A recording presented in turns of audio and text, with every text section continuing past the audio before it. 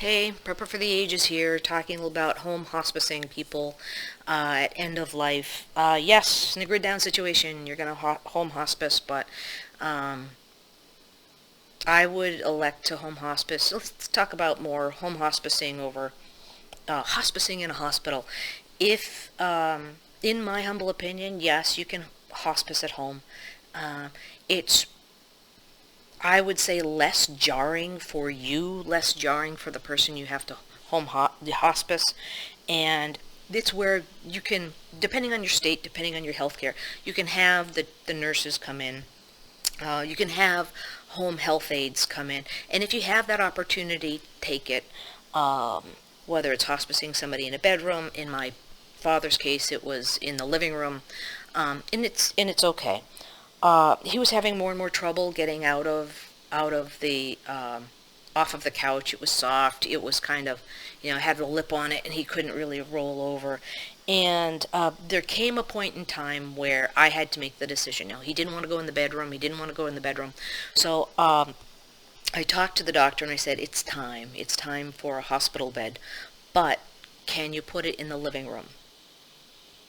And they said, oh, yeah, we can do that. Okay, so the insurance paid for the hospital bed. They moved the couch aside and they put it right where the couch was. And he couldn't really talk at that point, but he was like, yeah, yeah, yeah. And he liked the hospital bed. It was something that, and it had the bed rails and had the thing where you could up and down. And he liked that. It was much more comfortable for him.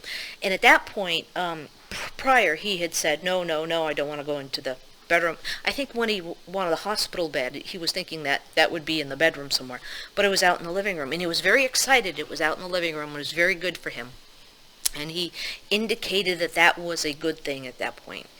And so when you're doing the hospicing in the home hospice, at that point the nurses' aides were coming in because my brother had come to visit, and yes, he's like, no, you need nurses' aides. He saw one night of me sleeping on the floor and going to work and doing all my stuff and coming home. He's like, no, you need help. He said this is he tried to help me during the night, and he was like, no, this is bad. So my brother was an angel. He said, no, we are hiring nurses' aides to help us home hospice, which was good. um, I got more sleep. My brother was there at the house so that I could be at my house for a few nights, say hi to the cats, get a little bit of normalcy in the morning, and recover a little bit. And so we did that, and through the end stages, my mother was able to be there right by his side. My brother was able to be there. I took the family medical leave. My brother took the family medical leave too, so we could be right there for him if there was anything. So he was brother. My father was he was comfortable in that we were there. He was uncomfortable because you could just, in the end, multiple myeloma is one of the cancers that it's a really horrible way to die. So yeah, that's great. So yes, let's just not talk about all of it. So I was a nurse's aide, so I could change him, I could wash him. The nurse's aides were there, they could change him and wash and do all the stuff until he passed away. And he passed away when I had gone to drop off the dogs for doggy daycare. My brother was in there for a nap, was taking a nap, and it was just him and my mom. And he passed away that way. And by the time he passed, it was a blessing because there was a lot of pain. So, but he had the opportunity to stay home. We had the opportunity to stay with him. There was no shuttling back and forth to the doctors. There was no wondering what was going on while we weren't there. There was no guilt about not being there. It was a very peaceful thing. Things like that have to happen in life, and I would definitely recommend that if you have the opportunity to home hospice somebody, home hospice someone, and don't try to do it on your own.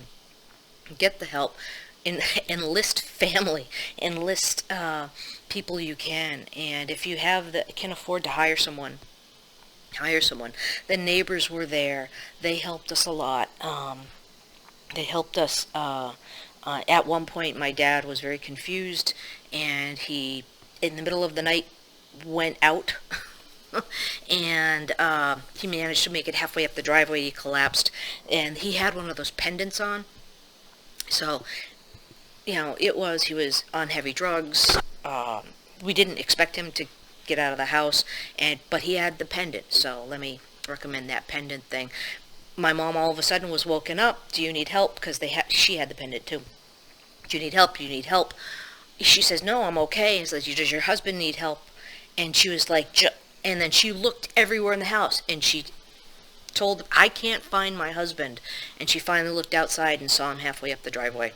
And that's when, no, my husband is outside. It's freezing cold out.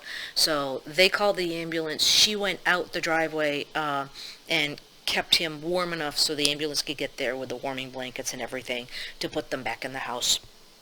So yeah, so it does help. That's where I got the screamer idea, where the little things, door chimes on the door. You could set it to chime, so that if somebody opens the door, it goes ding dong. Yeah, that's when I definitely bought those door chimes. That helped. But yeah. Well, let me do a wrap up. It's been a few minutes, so let me do a wrap up on hospicing somebody and give you my final thoughts on that. But I do recommend hospicing when you have to hospice somebody, that it be home hospice. Okay, Prepper for the Ages signing out for now.